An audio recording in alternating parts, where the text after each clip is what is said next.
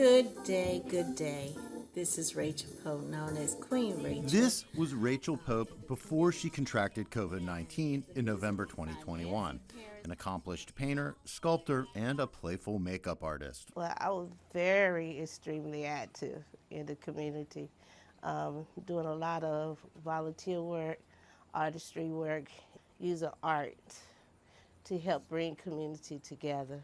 But for almost a year, Rachel has struggled with a condition known as long COVID. And what's your life like now? It's hard because these conditions that come on me is unpredictable.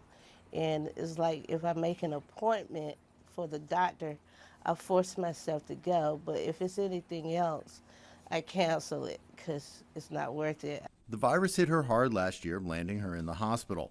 The initial COVID infection passed, but she could tell something wasn't right. Wobble when I walk for balance, and along with tremors that comes when it wants to come. She also had trouble with breathing and fatigue, and she suffers from what many experiencing long COVID call brain fog. It's like I know I'm supposed to do something, and I sit there spaced out. She usually doesn't allow people into her apartment, a place she calls her peace zone.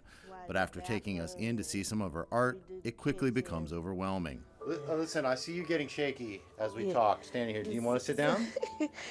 Yeah. Yeah, sit down.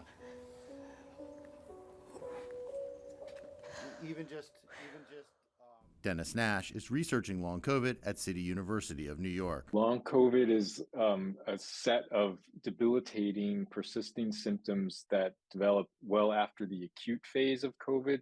There's still much to learn, but Nash says people of color, who often have less access to top medical care in the U.S., may end up suffering more than the overall population. I expect to see where we have more infections happening in minority communities, we'll begin to see a much higher burden of long COVID over time. When people have less access or more limited access to the healthcare system, they're going to have less benefit from the innovations and the new treatments that come available over time. And that's really, that will be another unfortunate, inequity that happens as a result of this pandemic.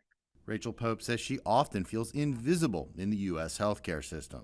As a Black woman with long haul COVID, I feel like I've been put at the bottom of the barrel and I got to do all the work.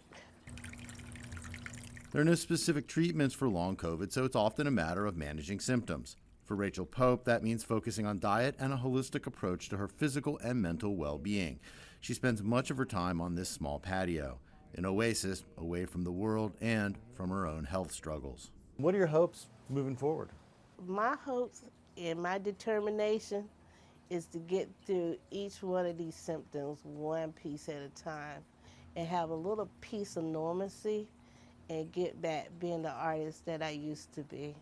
Jim Spellman, CGTN, Capitol Heights, Maryland.